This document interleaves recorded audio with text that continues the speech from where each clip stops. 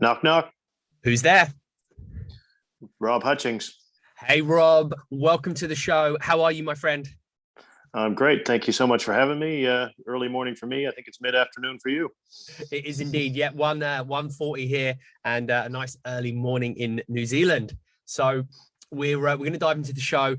Thanks for joining us, and I'm going to give everyone listening today just a little bit of a kind of overview of who you are and what we're going to be talking about today, and then we're going to dive into it.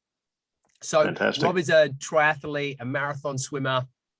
He's got an amazing story of this kind of whirlwind journey through triathlons and marathon swims. You've got something we're going to connect on a lot here, which is, the home country of Canada and then going to New Zealand. So I, as everyone can probably hear, am not from Canada, but live here, but I've also lived in New Zealand. So we're connected there as well. And we're going to dig into these amazing marathon swims. We're going to talk a little bit about your journey and what got you into triathlon in the first place and all the things that came with that. And then we're going to dive also into a little bit about the performance goals and, getting started in that maybe as an absolute beginner and how we can set those goals and move towards them. So it's going to be an incredible chat. I'm excited. And I'd love to start, Rob, with first of all, how did that journey from Canada to New Zealand happen? This is something that really interests me, which is not massively relevant to the conversation, but I'm interested. And I'm the host. So here we are. Well, I am from Corner Brook, Newfoundland, and that's where my triathlon journey started. And if any of your listeners are triathletes who are above the age of 30, 40 years old, they may remember the Corner Brook Triathlon hosting the Canadian Nationals twice and also a World Cup event in the mid to late 90s.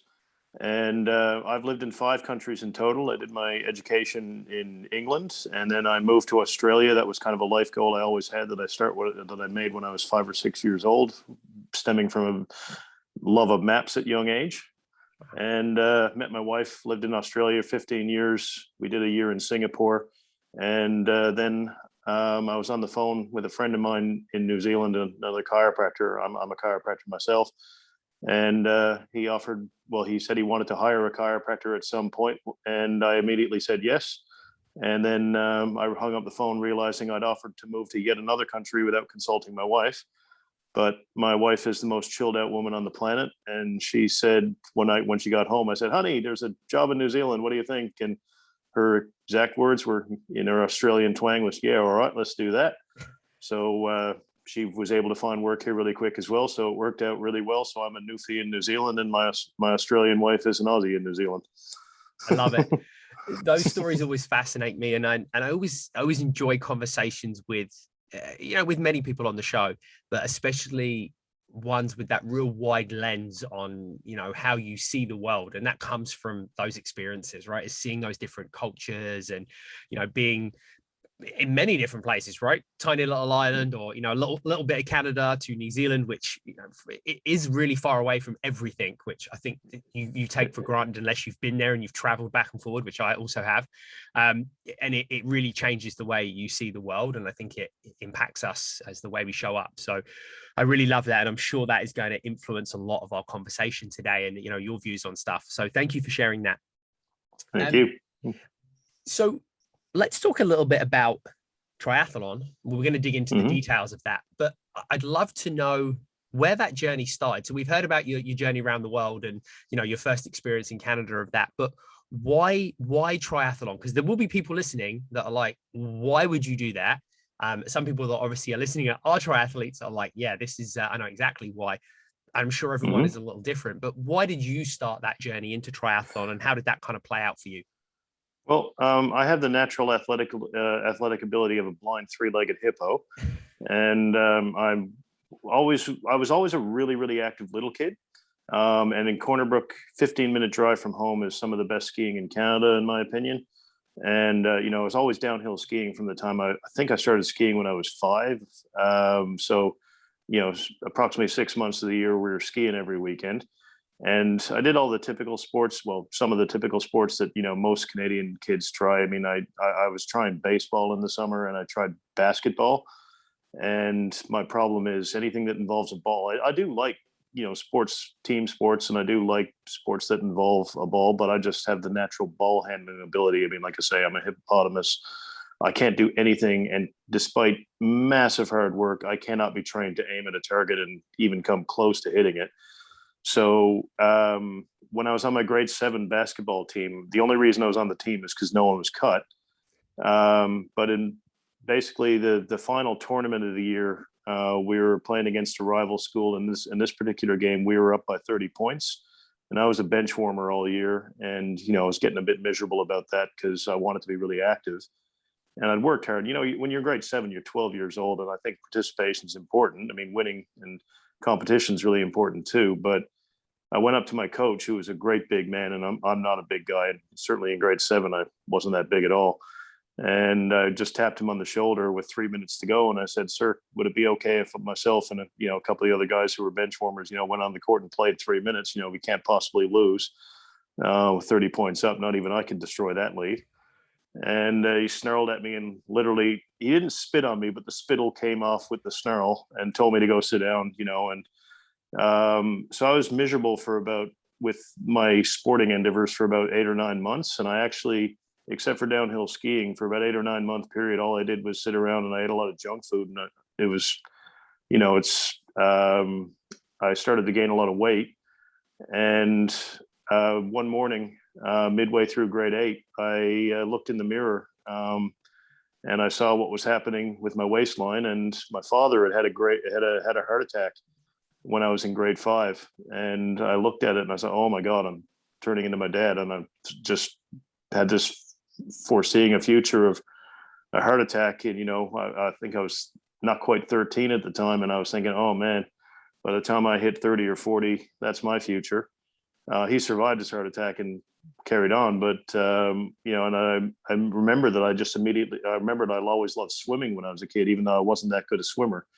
I actually failed, I don't know if the Red Cross color system still exists or maybe it's changed, but in the 80s, there was, I don't know, remember the order, but it was like red, yellow, maroon, blue, the rest of it.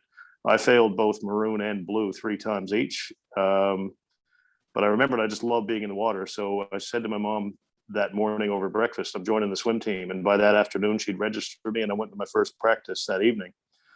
And, what I loved about swimming initially, other than the fact that I just like swimming, I mean, I wasn't good. I mean, I had the fitness, I couldn't get across the 25-meter pool without pausing for breath. My stroke coordination was terrible. Stroke's good now, of course, but took a while, maybe, I don't know, a good 3-4 months of practice to get it somewhat acceptable. And my coach, I mean, she was just a really great lady. Her name was Anna. She was originally from what used to be Czechoslovakia. She used to be a member of the Czech national team, her and her husband. And I really loved her story. That I heard sometime into my tenure on the swim team that she left Czechoslovakia with the clothes on her back sometime. I don't know the exact year, but would have been early 80s, I believe. And I just thought it was really admirable that she packed up and left everything she knew and started over with nothing in another country. That story just resonated with me. And she always was really accepting of the kids who were not that fast as well. Like she worked with everybody equally, regardless of ability. And, when race time came, didn't matter if you were going to finish dead last, you didn't have to sit on the bench. And then I think it was approximately 4 or 5 months in, I really started to take notice of 2 triathletes who were training with the swim team. One was he was about 24 or 25 at the time. His name was Scott LeDrew. And at that time, he was one of the top 10 triathletes in Canada. And he just happened to be from Corner Brook. And the other guy who took I was the top junior in Corner Brook. His name was Jamie Merrigan. And he was 18, maybe 19 at the time. So I was not quite 14 when I walked up to him on the pool deck with all the confidence I could muster. And I just said, "Hey, Jamie, I want to be a triathlete like you." And he was just, when you're a teenager, 4 or 5 year age difference is fairly big. And he was just, I credit him so much in my life. Like he just was really accepting. He said, "Yep, it looks like you're starting to do pretty well in swimming. And, there's a running group that we have every Wednesday night." And he invited me. And, he took me under his wing. But just after that conversation was over, one of the other 17 or 18-year-old kids on the team came up to him and just said, "Why would you waste your time helping him out? He's just a fatso." And And Jamie just said, well, if he wants to have a go at triathlon, um, no sense in not helping him out. And he just dove in the pool and started his warm up. And this guy was like, who do you think you are? He kind of muttered to, half at Jamie and half at me. And I just was kind of hurt feelings for about 20 seconds. And then I just had one of those, it may sound silly as a 13-year-old, but I just had one of those kind of epiphanies. And I said, who do I think I am? Don't know. Don't have that answer yet, but whoever I'm going to be, I'm going to be a triathlete. Nice. And went from there. Wow. Well, thank you for sharing, and an incredible, some real important things that, I kind of took away from that. And firstly, I think when it comes to the world of health and fitness and life in general, is making that decision that you wanted to do something. A lot of people do this. They make decisions and then they typically, and it's funny enough, I just made an Instagram post about it today. People go out and they seek all the information possible about what they're going to be and how they're going to achieve this goal, or, the thing they're going to achieve, or the sport they're going to take up. And there's this like paralysis by over information. And it sounds like you weren't in that place. And this is a really great skill that I encourage everyone to work on. And it sounds like you did it, but it also, credit to your mum, sounds like she also did the same thing, which was not, well, we'll look into it and we'll do this. We'll just, you want to swim? Great. Let's register you for swimming now. Because that's it's exactly changed their what mind, right? They change their mind like the weather. And I know for me personally, and, many people that I speak to, that the taking of action towards something is so important, because that forward momentum is that's the catalyst for being motivated, but also the discipline to work through that when you're not. Trying to get all the information possible is a never-ending cycle, because it's impossible to get all the information. And just for any young listeners you have, remember, this was 1989 when this has happened. The internet wasn't a thing. And, there was no Google, and you can imagine Corner Brook, Newfoundland, population less than 30,000 people. The library wasn't loaded with how to do triathlon books. A very important point. If people are like, hold on a minute, you could just Google that. Yeah, no, you definitely couldn't. And I think we are as a generation now, and, many generations coming up, it's so easy to get paralyzed. Like, you can just spend hours researching things. And sometimes you just got to say, I'm going to do it, and take an action on that and figure it out along the way, which it sounds like you did really, really well. But credit to who you're around. And that led me into the other point that I was thinking about, which is who you surround yourself with. So you're very fortunate to have a mom that took action and did that for you and pushed you in that direction, when you wanted to do something. But also, it sounds like the other triathletes around you made a massive impact on you as well in that regard, and people that you could look up to, which is huge as a teenager. Wish I had some of those people when I was a teenager. And then having those people that were just going to support you, because if people are in your corner cheering, they're the people to surround yourself with. So impactful. Absolutely. And I was fortunate. As I found my feet in triathlon, I was the baby of the group for many years, but Jamie was the next youngest triathlete, and I can't remember if he was 4 or 5 years older than me, but all the other guys were a year or two older than Jamie, or even older than that. But the triathlon community in Corner Brook, and I would argue in most places still to this day, is almost like a family atmosphere. And anyone who comes along, regardless of ability, they're going to make an effort to try to help out. And, probably one of the more influential guys was a guy in my hometown named Bill Barry. He was a 40-something-year-old businessman in those days, and he was very successful in the community, and he was a recreational triathlete himself. And after a couple of years after I was involved in the sport, he had an idea that he wanted Corner Brook to host the Canadian National Championships. And he started reaching out to all the top triathlon coaches across Canada. And he got a few years in a row, he got some of the, people from, you can imagine in 1989, it was just a dinky little race that was locals and a few handful of surrounding area people came to. And, a few people from Nova Scotia. But by 1991, we were getting athletes from across Canada and some from the States. And then, we hosted the nationals on 2 occasions, thanks to his vision and another girl named Denise Noel. She was the one who did most of the work of Bill's vision. And since I'm on the subject, after we hosted the Canadian Nationals, Bill got up and gave a speech at the post-race party. And I must say that the Corner Brook Triathlon post-race party at the ski lodge is the best party after a triathlon in all the world. And I've competed in many countries, and that's not just being patriotic. That's a fact. And but anyway, he just said, right, I want to host the World Cup. And one of the, people had been naysayers towards the national championships, and that had obviously happened. And anyway, so if we hosted the World Cup, someone piped up in the audience and said, well, the parking lot on the Sir Richard Squires building, and the Sir Richard Squires building is the government building in Corner Brook, 10 stories high. I used to think it was the biggest building in the world, but turns out it's not. But it's the transition area and finish line was on that building's parking lot, and someone piped up and said that parking lot's not big enough to hold all the bikes if we host the World Cup. And Bill said in pure Newfie language, boys, if we got to tear down the Sir Richard Squires building, well, we got to tear down the Sir Richard Squires building. And turns out we didn't have to tear down the government building, but it would have been fun to watch him try to make it happen, because I think he would have succeeded. They were able to organize it in such a way that the bikes all fit. And we hosted the World Cup. Wow. Well, I get, and so great that you brought that up, and, another important figure in your journey, but it's important to have those people and also do what needs to be done to surround yourself with those people, because it isn't always easy. And sometimes it seems, much like those visions, they seem like they're not achievable. But if we put ourselves in the right positions, we make those connections. We have to be brave, and we have to, be uncomfortable sometimes making those connections, like you did, walking up to those triathletes on the side of the pool, or having those people in your community. And this goes for health and fitness in general, and, chiropractic care, whatever it might be that we're talking on, and topics that we're passionate about, is reach out for help, reach out for support, surround yourself with the people that are going to help you get wherever it is that you want to go.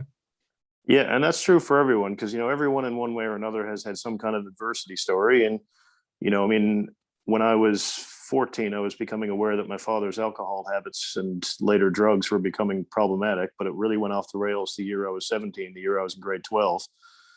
And my social circle started to really evolve away from high school partying scene, because I made a really strong decision when I was in grade 9 to never become a drinker, because I was seeing what it was doing.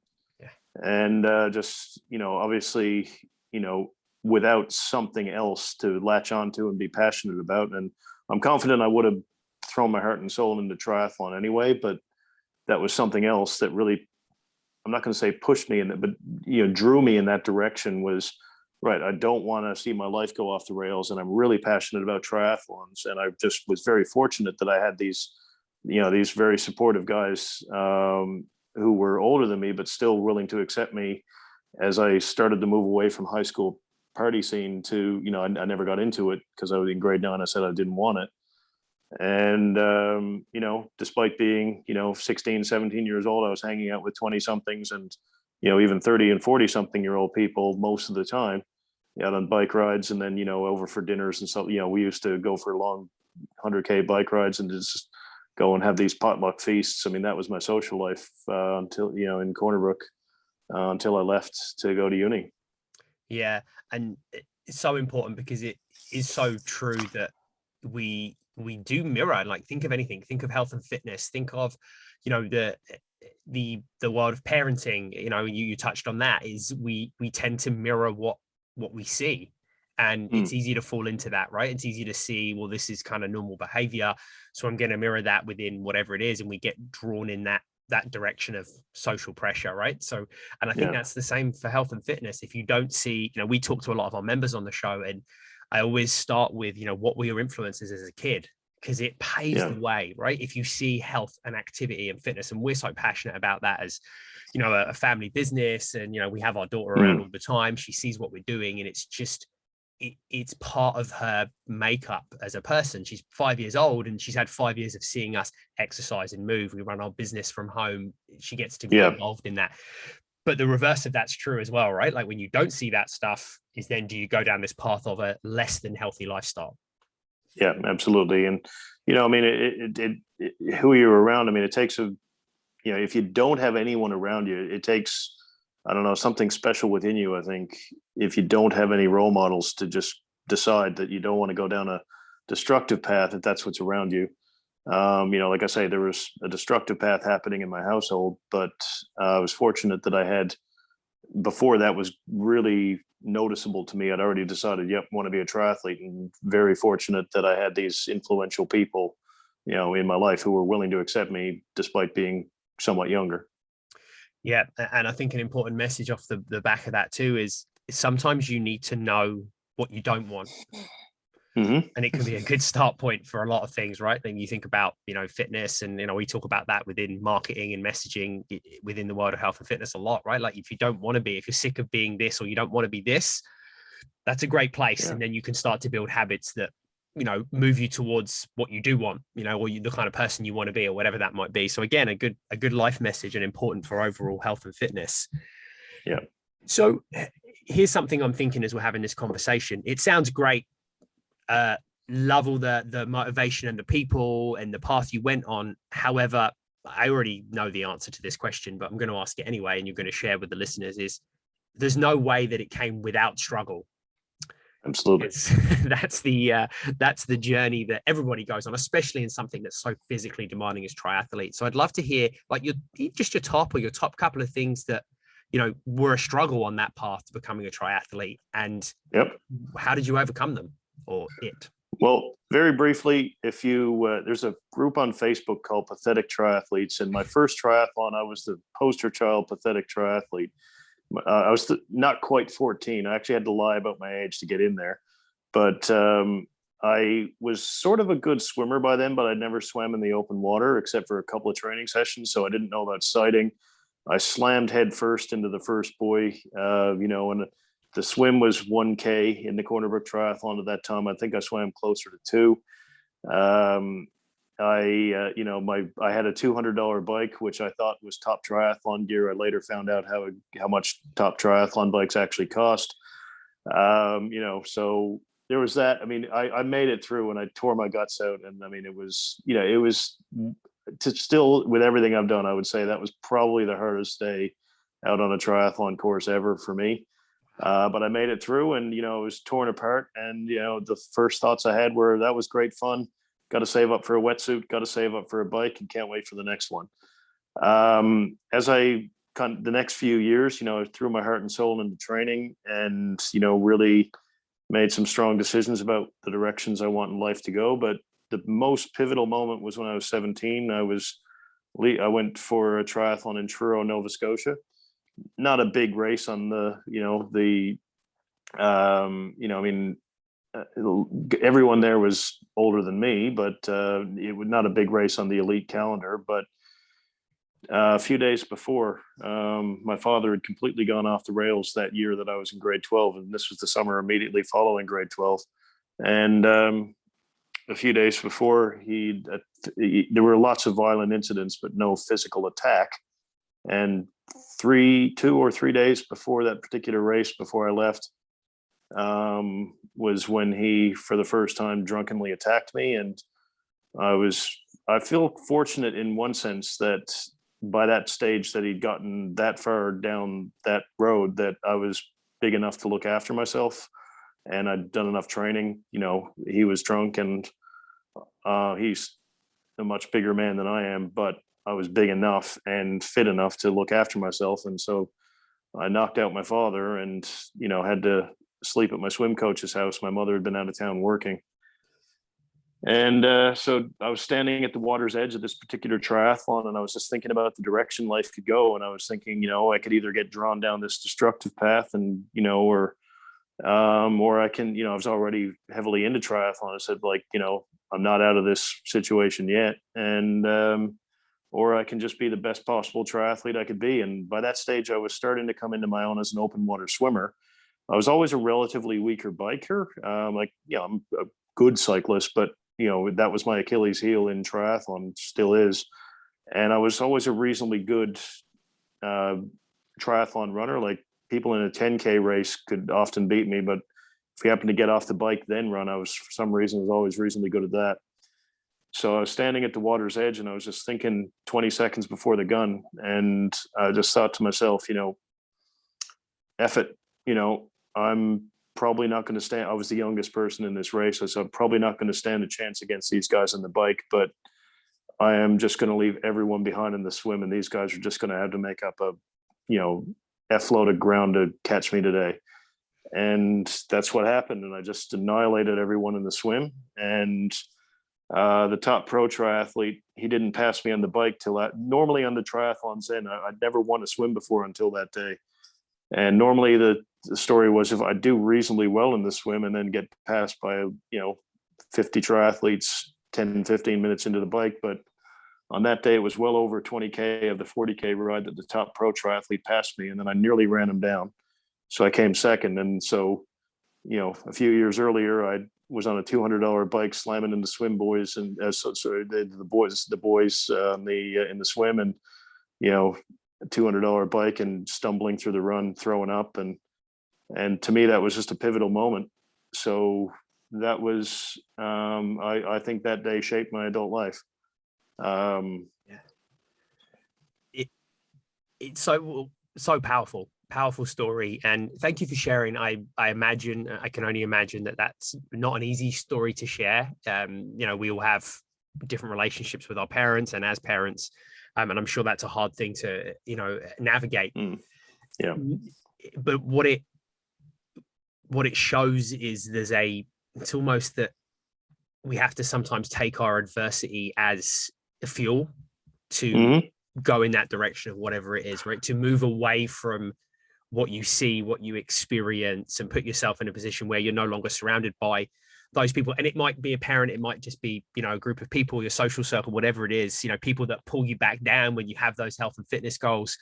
It may be that adversity of going through that or going through those environments or whatever it might look like for anyone. We need that sometimes as fuel. And we're not going to go through life adversity free. Most people don't.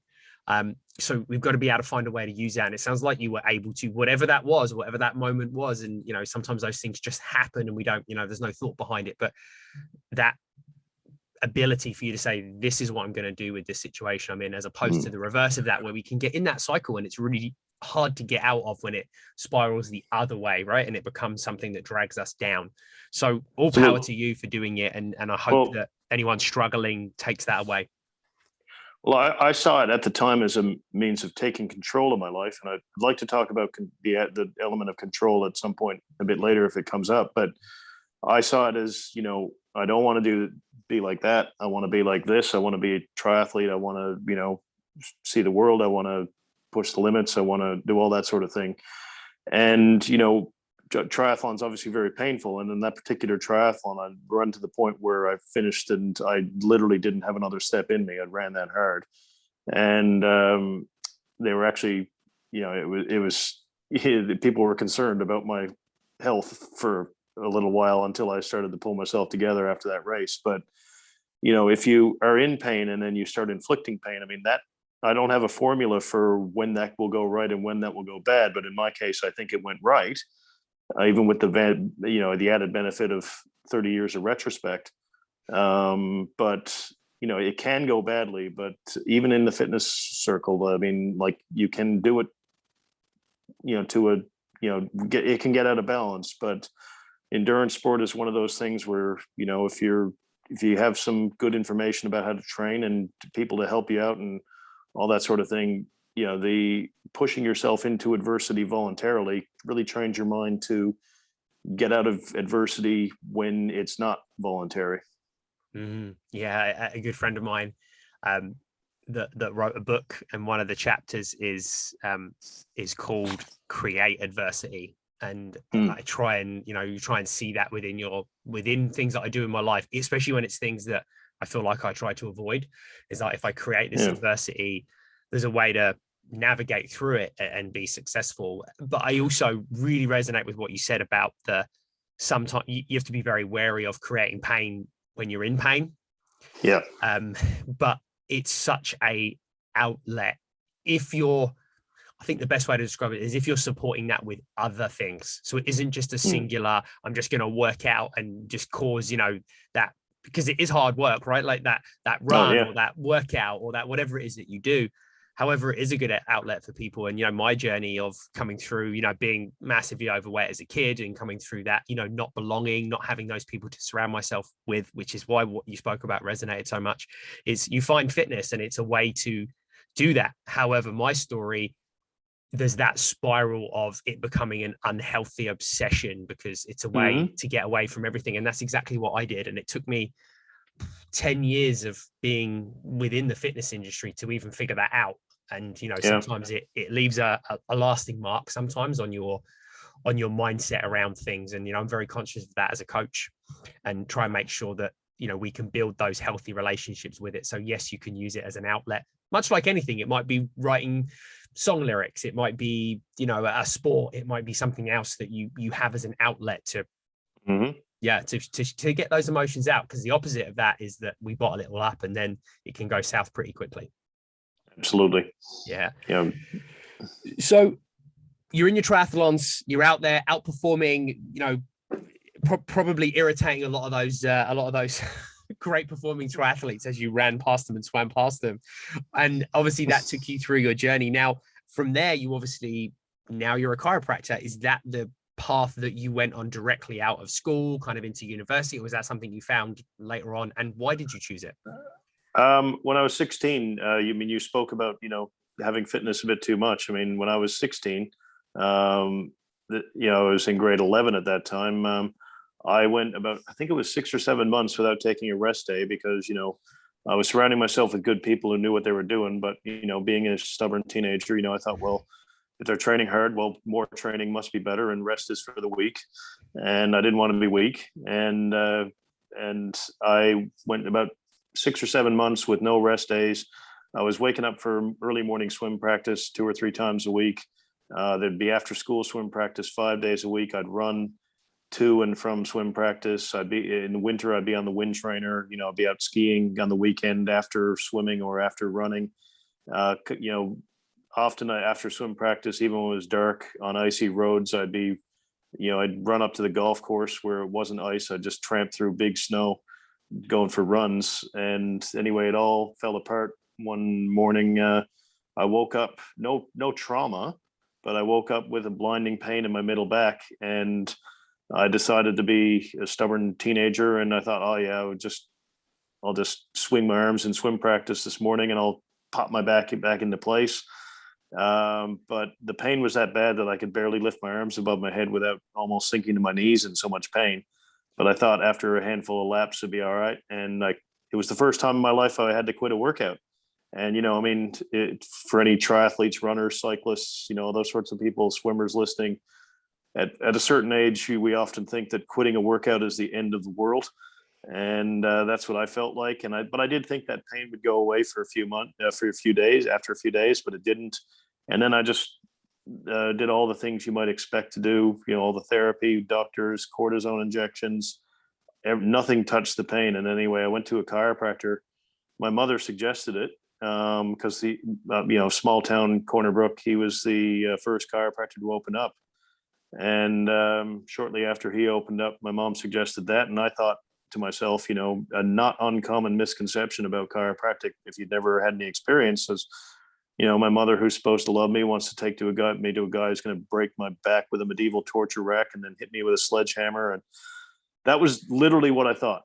And the only reason I agreed to go, and as a chiropractor now for just coming up to 20 years of chiropractic, a lot of people come to chiropractic because they've tried everything else and they got nothing to lose. And that's where I was. So I literally thought he was a quack, and he did a postural assessment on me. And, he pointed out, I thought my posture was good, 3 symmetrical sports, swimming, cycling, and running. I'm not slouching all the time. I'm doing strength exercises, the rest of it. But he pointed out, there's a high shoulder, there's a high hip on the opposite side. Your neck is slightly tilted. There's a bit forward head posture. And me being the teenager who was at the end of my rope with frustration, I just said, yeah, so. And, but then he took an x-ray, and then I actually started to gain some respect when he took the x-ray, because 6 months of severe back pain, no one had ever thought of that. And I had a 21-degree angle in my middle back. And I was shocked that, a small, barely noticeable higher shoulder and higher hip on the opposite side translated into that. And I don't want to make it sound like chiropractic makes the symptoms go away in every case really quick, but it does in many cases. And I was someone who responded almost immediately after one adjustment. I was almost pain-free. And after 3, I was. Now, it took 7 months to straighten out that 21-degree angle. That's a big, just for anyone who doesn't really know, that 21 degrees in your thoracic spine, that's a big misalignment. And so it took 7 months in my case to straighten that out fully. And it made sense to do that even after I was symptom-free, because, if the imbalance is there, when you're symptom-free, what you've done is just scratch the surface. So if I went back to training and never bothered to fix that imbalance, I probably would have got injured again and just have a recurring cycle. But except for a few impact injuries, I haven't had any injuries since. And again, I don't want to make it sound like chiropractic is the magic bullet for never having injuries. But in my case, because I also took up yoga and had chiropractic and been careful with my recovery and training and learned from that very idiotic thing of never taking a rest day, except for a few impacts, I've not had any training related injuries despite 30 plus years of Ironman and marathon swimming. Yeah. And that's so, I love that story, because to be impacted so greatly with something that you, again, influencing by someone or something, right, sends you in a certain direction in life. And I think that's, again, a great message, right? When we explore different things and we're curious and we're willing to take a possible chance on something, we can find something that, impacts our life, much like the triathlon, stuff did for you as well. And obviously that led you down the path of becoming a chiropractor. Yeah, I mean, I said I don't want to go to a chiropractor because he's going to stretch me over a medieval torture rack. And a week and a half later, I'd made my decision. Yeah. So I feel like we're back to the action taking from earlier. There doesn't seem to be any messing around in your world. We seem to be, I make a decision, I'm going for it. That's fair. That's fair. Yeah. I like that. You know what? Sometimes that gets us in trouble in life, but more often than not. That is definitely true. There have been decisions that I've made where like, oh, that was the wrong one. Definitely true. Yeah. But it actually comes back to there's some interesting science around that. So sidebar to that, I read an incredible book by Malcolm Gladwell, who's a Canadian author, called Blink. And it's about that kind of the science behind the gut reaction or trusting your gut, those split-second decisions. So really interesting read for anyone that thinks, oh, well, trusting your gut and just going and making a decision without any thought. Sometimes or most of the time it shows to be the right decisions a lot of the time. So there you go. It's super interesting. So fast forward a little bit, we're triathloning. I'm assuming this carried on through your education and becoming a chiropractor. Yep. And we heard about your kind of worldly travels. I have to get to this now because I've been dying to ask about it. So let's talk about the just that, slightly big river, long river that you decided to swim on, because I have so many questions and we have to jump into it now, literally. So first of all, tell us a little bit about the swim. I'll let you share the details of it because it's incredible. And then I'd love to hear how you even start to prepare for something like that. Yeah. Well, the very quick version of the backstory is, I've been doing triathlons, through Britain, through my time at 4 years in Britain doing my education, 15 years in Australia. I got a bit more into marathon swimming during my time in Australia as well. I'm always a reasonably strong swimmer compared to other triathletes. And my first marathon swim was when I was a teenager. But yeah, by the time I moved to New Zealand, that was 4 years ago. So I would have been 41 or 42 years old when I moved to New Zealand. And I was still loving competition. I still absolutely love pushing the limits. But A, combination of moving to such a beautiful country like New Zealand, and B, you're not chasing best times anymore when you're 40 something. I mean, the competitive, you start to realize the kids don't have any respect for their elders when you're 40 something. And, that said, I don't want it to sound like I'm dissing competition as a 40 something, I still do marathon swimming and triathlon competitions, but what I've gotten into more in more recent years, more so in particular in my time in New Zealand, but it was brought on by stuff that happened in Australia. I really liked, multi-day expeditions that were often triathlon related, sometimes all running, sometimes all cycling, sometimes all swimming, and often a combination of all. But after I'd done a particular swim I'd never done any river swimming before this particular event, that it was across a lake called Lake Tiano. Then it went down the Waiau River, and that particular river was the filming site for the river that's in the original Lord of the Rings movie. And then we swam part of the way across Lake Manapuri, and this river swim was just transformational. It was a 22 or 23K river, so the river part of that was, I think I might have been in the river for about 2.5 hours, if I remember correctly. But I mean, I was just having such a good time. I mean, I always loved surf swimming. I always loved swimming in rough water, where a lot of open water swimmers prefer, mirror-like conditions. I mean, I do like that too, but and then just dodging rocks and going around hairpin bends and going through whitewater rapids. It was just the most amazing experience. So I'd only been in New Zealand a short time. So I asked the race director, hey, are there any other rivers in New Zealand? Because I've seen a bunch around that are too shallow for swimming. And he said, yeah, the most notable one would be the Clutha, but you'd probably only be able to do the upper part. That's 44K, but the river's 256 kilometers long. So you wouldn't want to swim that distance. And I'm like, yes, I would. So, so I called the harbor master. That's what they call, I'm not quite sure if they call it that worldwide, but the guy who manages all the marine environments in that region. The Clutha River starts from Lake Wanaka, which when tourism opens up, and again, in my understanding, in the next couple of months, New Zealand's opening up again. Lake Wanaka is, if you're a triathlete, swimmer, mountaineer, trail runner, skier, whatever you want to do in the outdoors in an alpine lakeside river town, this is the place. And so anyway, I called him, the harbor master down there, and I said, I got this idea to swim the full length of the Clutha from Wanaka to the Pacific. And he said, his exact words were, that would be impossible and only an idiot would try it. So I did a scouting mission, and, to make sure that, the river was deep enough the whole way. And, it took 10 months of planning. And I just want to really stress that river swimming, it's not just as simple as jumping in the river and going for it. Like, there's a lot of safety aspects. Like my kayakers, I had 2 kayakers.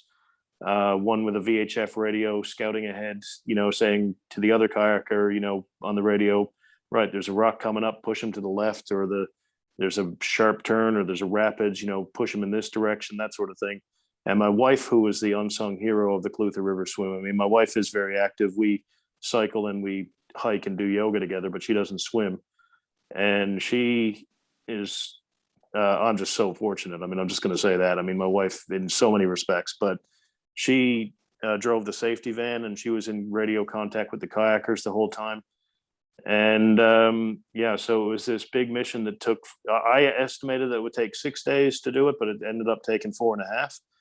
And it was the biggest adventure of my life. And, and it was because I've had a few logistical, I'm going to say a few, but actually many, many, many mishaps in my adventures over the years. I was actually worried, but this was one of the adventures where, except for a few funny little things that didn't really matter, nothing went wrong. And I was so shocked that nothing went wrong, because it is this environment where things obviously can go wrong. I mean, it was, and what I really love about river swimming is it really taught me about control, which I've brought up before. There's no control in the river, and you really have to go with the flow. And there's a skill set that you have, and river swimming is kind of a unique and somewhat argue pointless skill set. But for whatever reason, I just seem to have that skill set, and naturally, that from that first time I did a river swim, I mean, you got to sprint a lot, like, in most marathon swims and triathlons and, other endurance sport, the idea is to try to hold a reasonably constant pace. But because the switch of directions, the rocks to dodge, the rapids, undertows, giant whirlpools, you just got to sprint at a moment's notice, and at really, inconsistent times. So it was a nearly 5-day expedition of endurance with a lot of sprints. So yeah, 4.5 days. So I'd be done in about 4.5 minutes of swimming. So that would be about me. How much swimming is that roughly in like hours per day? The general rule, the general idea, like the river decided when we could get out. Like the Clutha is so diverse. It's not just, it obviously depends on the river, but I mean, the Clutha is so diverse. The overall, on average, I'd be swimming for about 5 hours in the morning, get out for lunch. When lunch settles, about an hour, hour and a half later, get back in and go for another 4 and a half, maybe 5. So I think our longest day of swimming was 9.5, where we got 88 kilometers. And the shortest day would have been about 6.5. And that was because when we got to the Roxburgh Gorge, if there was a river on the moon, the Roxburgh Gorge would probably look like it.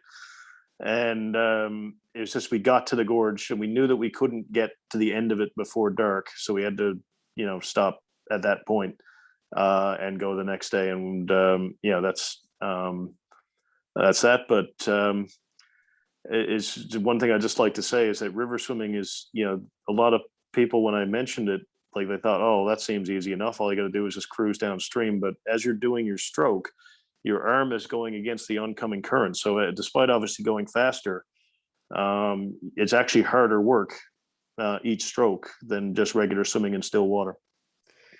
Well, yeah, there's something I didn't know. And just incredible. Like that to me, just those stories, that when I hear things about those endurance events, just shows you that your mind is the majority of the battle. Like your body is it's physically possible for you to achieve way more than you could even comprehend. Hence that story. And obviously there was a lot of training and a lot of prep. You didn't just jump in and say, I think I'm going to swim down the river for 250 kilometers. But obviously there was a lot of planning, as we heard. But it shows you that with that right approach, that your body is capable of those things. And we get so hooked into the mental aspect. And we go back to what we were saying earlier about the over information. And yes, information's important, and yes, planning's important. However, sometimes you just got to take action and say, yeah, that's something I'm going to do, and then take the steps towards it. Yeah. And then there is the aspect of control. Like, I mean, one of the things I started to learn about, like part of it was because we had a failed adoption process in Australia, like found out I couldn't have children when I was 33, I think I was. I'd met my wife just before I turned 30. And then we had this adoption process that lasted 5 years. And I decided, I was debating whether or not to write about that in my book. That, I wrote a book just because I always had a life goal of, just writing a book, just one of those things I wanted to do about endurance sports and adventure. And I just really learned I was not really in control. I have influence over stuff that's going on, and you make decisions, but in the end, you don't really control anything. And that when we had to pull the pin on the adoption process, and we may or may not get into that, but if your listeners are interested, you can read about that in my book. I really tied in endurance sport mindset with going through something that was, for me and my wife, was really, really difficult. And, that was actually the first time I'd ever not finished anything. It wasn't in my control. I mean, it was, there was a lot of reasons the programs were shut down. So we didn't have any control over that. But river swimming, in New Zealand, like not all rivers are like this, but because the rivers are relatively short and they come straight out of the mountains, and New Zealand is frequently hit by either heavy rain or long periods of not having rain, the river levels drop. So just for context, the Clutha River, the average river flow is 600 cubics, which is meters of water per second. That's, certainly deep enough. But the kayakers tours on the Clutha, they canceled their tours at 800 cubics because it's too rough. So 3 weeks before I decided to do it. Now, had I decided that this is when I was going to do it and take time off work, no way it would have happened. We were hit by a severe storm, got up to 3,200 cubics. So that would have been a suicide mission. And the safety rule that I had, is if the kayakers are canceling their trips, I probably shouldn't be in the water without a kayak, And it's in my mind, one of my lead kayakers, he made a joke. He was an experienced whitewater kayaker and instructor, and his wife was also that, and she was also an emergency room nurse, which I thought was good to have on the trip. Didn't need those skills, but it was good to have. And he just made this joke. Usually the goal of a whitewater kayaking expedition is to not have people in the water, and for some reason we're supporting a guy who's voluntarily in the water the whole time, and so. but yeah, it really taught me about control. Like, I mean, when you're in the river, there aren't always bailout options. Like I alluded to that, like, at the time I would have preferred to stop and eat sometimes. You're either in a rapid or you can't get out on the riverbank because there's nowhere on the riverbank to get out. And you just got to go with it, and use your best skill set in order to try to navigate those rapids, so to speak. And, there's no controlling the river. Like, I mean, one of the things that appeals to me, even though it's often disappointing, is just, for example, the Buller River, which is another river I've actually swam twice now. For the second time that I swam it, on January 2nd of this year, 7 weekends in a row, we wanted to do it. It's about a 3 or 4 hour drive away from where I live. And first 2 or 3 weekends, river's in flood, can't do it. There was one weekend, river was too shallow, not enough rain. And then there was a weekend my kayaker tested positive for COVID, and I was like, okay, I can't do it then. And then there was a weekend where, just the weather was, the river was the right level, but the weather was crap. And, so there was, and we finally got it after 7 times. And it was just like, it can get a little frustrating. Like, geez, I really want to do this, but it's a lesson in how life works. And one of my favorite songs that came out when I was a teenager was Gareth Brooks's song, The River. This is long before I took up river swimming, but, one of the key lines that I resonated with when I was 17 was, don't you sit up on the shoreline and say you're satisfied, choose to chance the rapids and dare to dance the tide. And I always have had that song on first on my playlists and all that, and I still listen to it. I wanted to quote it in my book, but then I found out that you're not allowed to quote song lyrics legally in a book, so I alluded to it in my book, but I didn't quote it. Well, so yeah, I mean, that's so true. We truly have we have no true control over many things in life, and I think I think there would be a smoother path through life for a lot of people if we realize that earlier on. And maybe it just comes with experience of life where we figure that out. But I remember having a conversation with a really good friend of mine a few years back where we spoke about certainty, and it kind of comes to control too. And the overall, after a long-winded chat over, I think probably multiple bottles of wine, was the conclusion that nothing's certain. Well, you're born and then you die. As far as we know, that's pretty much the only certain things that are going to happen once you're born. At some point you're going to die, and you can influence that. So you can live a healthy lifestyle, you can train really well for the thing you want to do or achieve. There's so many areas where you can influence life, but truly we don't have any control because nothing is certain. And I think if we have that mindset, we will deal with that adversity when it comes, much like yourself, by being able to take that and say, hey, here's what I'm going to do with the hand I've been dealt right now. Mm-hmm.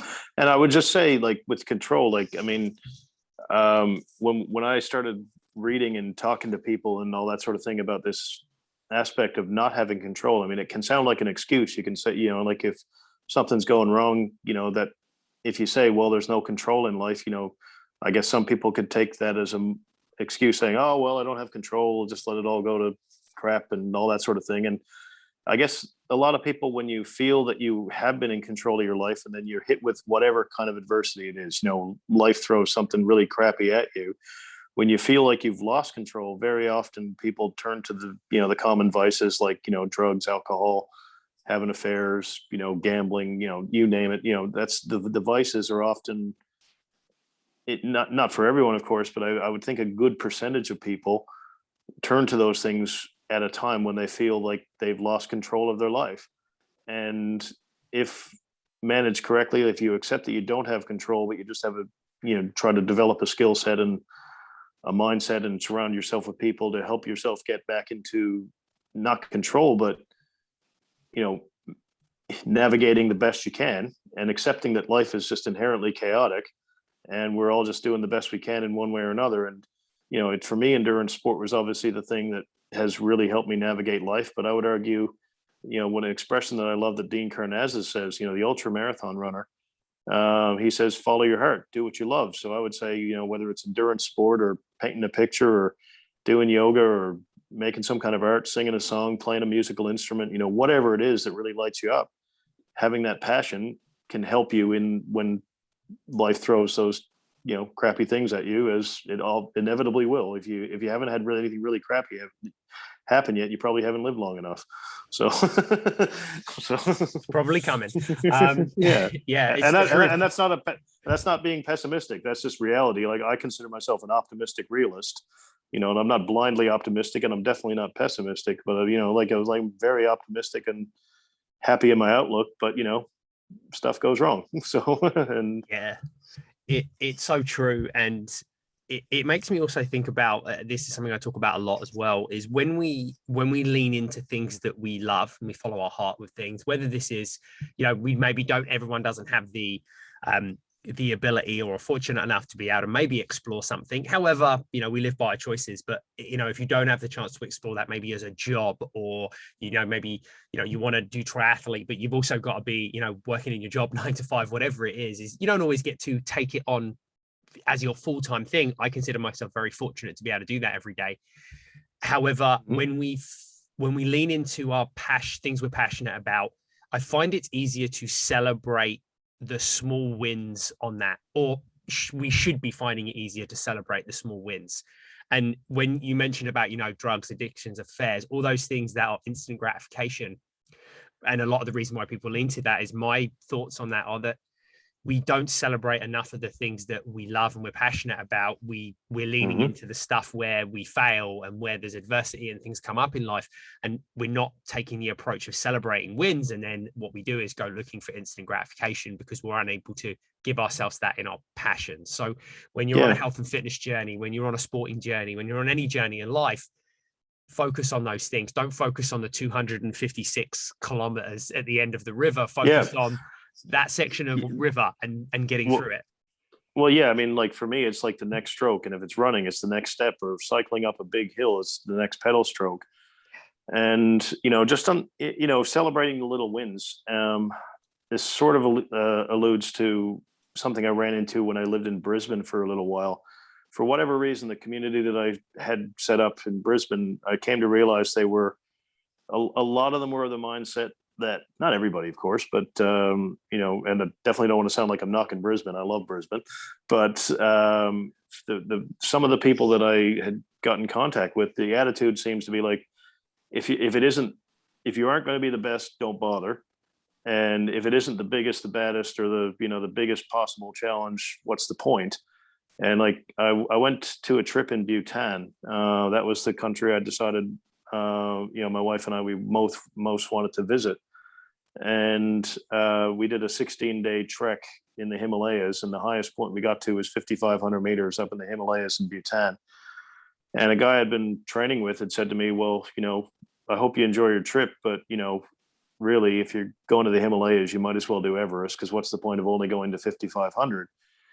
And I understand the mindset of wanting to climb Everest and doing the biggest thing you can find, but when I was up in Bhutan, thoroughly enjoying myself, a very, very challenging hike that we did for 16 days, and amazing environment, amazing country. When I got to 5,500, I was like, this is the highest I ever need to go, and I wouldn't rule out the possibility of a higher expedition, but I don't feel I need to top it. And when you do triathlon, I was like, okay, well, I've done an Olympic distance. Now I'm going to do a half Ironman. Now I got to top that. Going to do an Ironman. Did an Ironman. Going to top that. Maybe it's just I'm 40 something now, so maybe I'm getting a little bit older, but I'm less of that sort of mindset of just trying to be the absolute best and do the biggest, baddest thing out there when I was younger would light me up. And now I'm like, I love pushing the limits, but shortly after I did the Clutha, not shortly after, the next season, I swam the Waimakuri River Gorge, which is only, in comparison, 35K compared to 256, and it took me 4 hours. And the season after I did the Clutha, I did 3 other rivers, and the Waimakuri was the wildest one.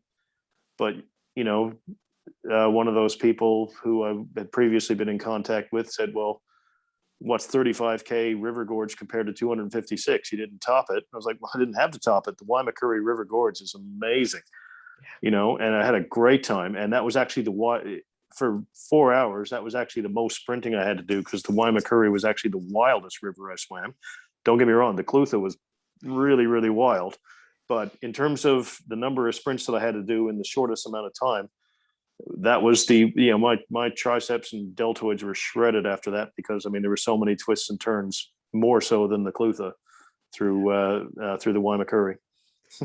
Yeah, so impactful that we got onto that, and I love that wasn't necessarily on my radar of things to talk about, but celebrating wins is important. And if anyone listening, you might not be setting out on a 250-kilometer swim anytime soon, but if you're setting out on a journey of health and fitness, you've began it, you're partway through it, there's an important message in that, is it doesn't have to be, and I talk about this when I coach all the time, that this moment in time, whenever it is, doesn't have to be the hardest, biggest, best part.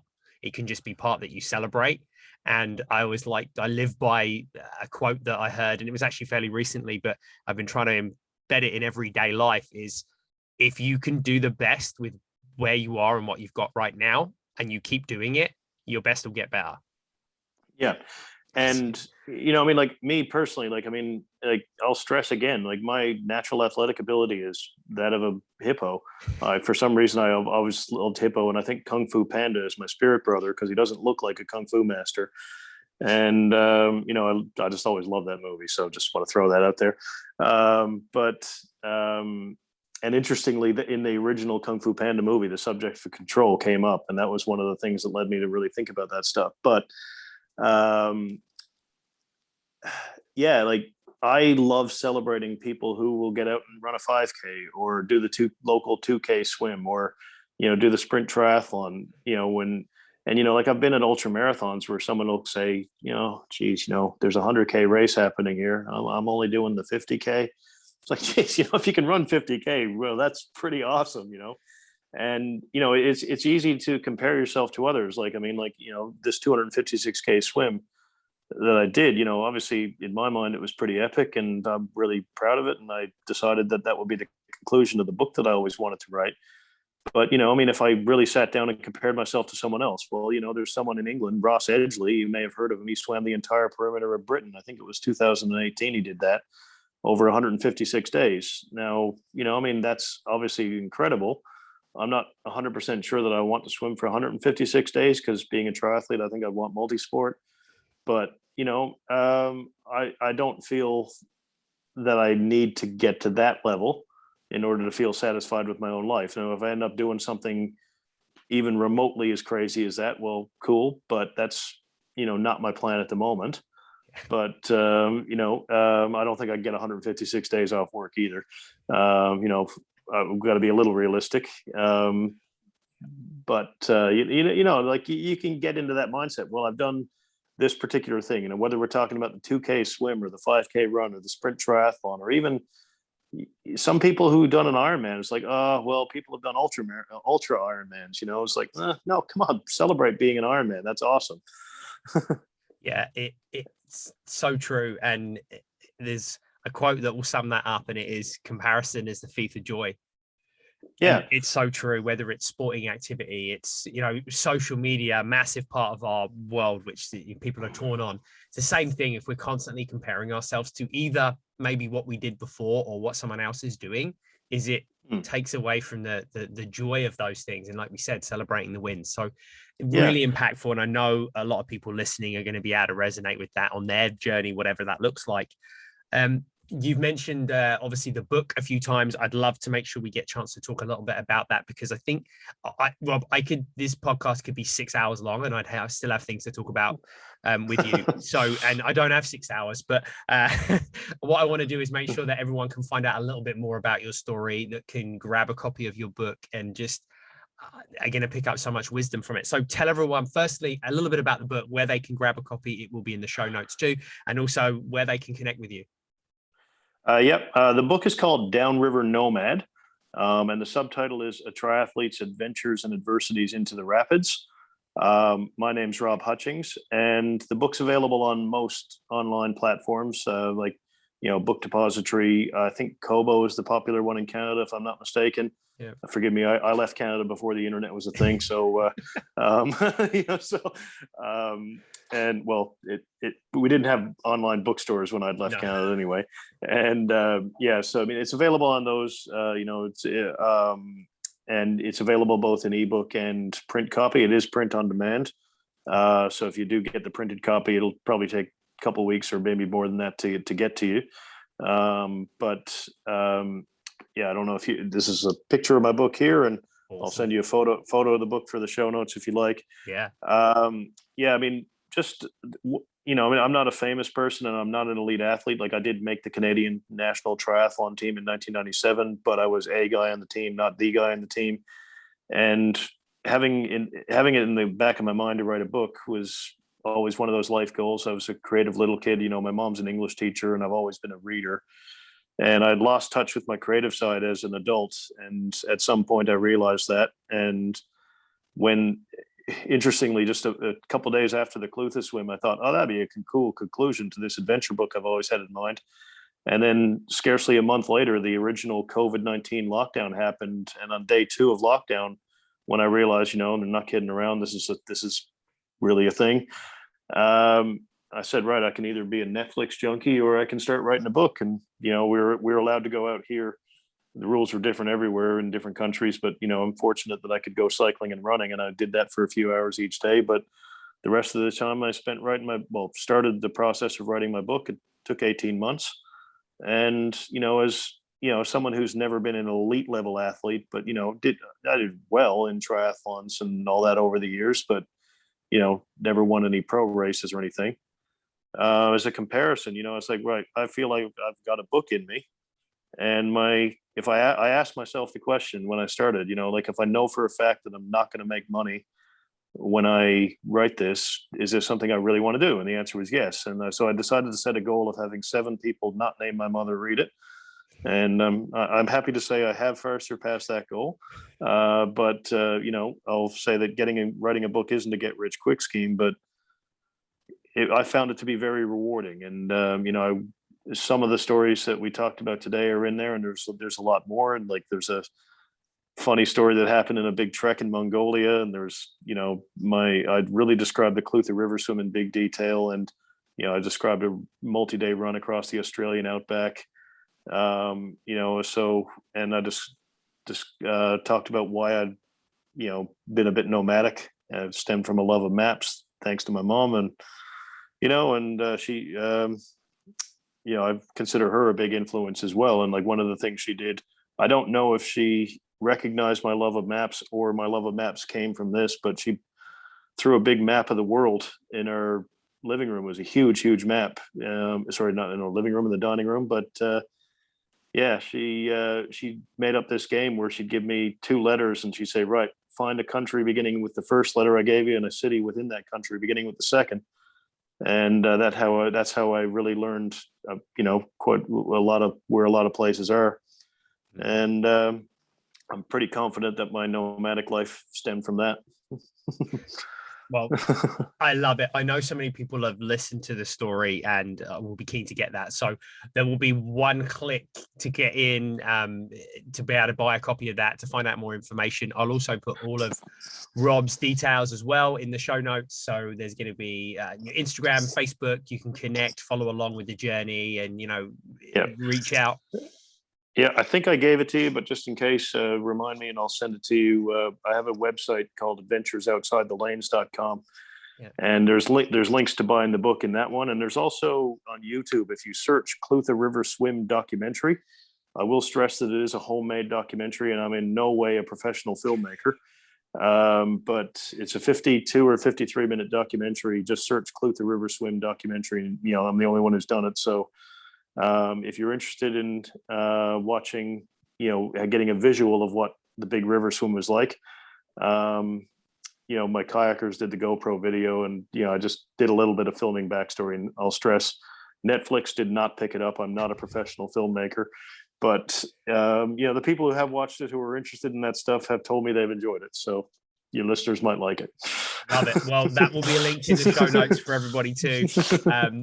And look, this has been incredible. I've learned a lot, and it's been an impactful conversation. I love that we're on a similar wavelength on a lot of things. So as I said, we could talk about it forever.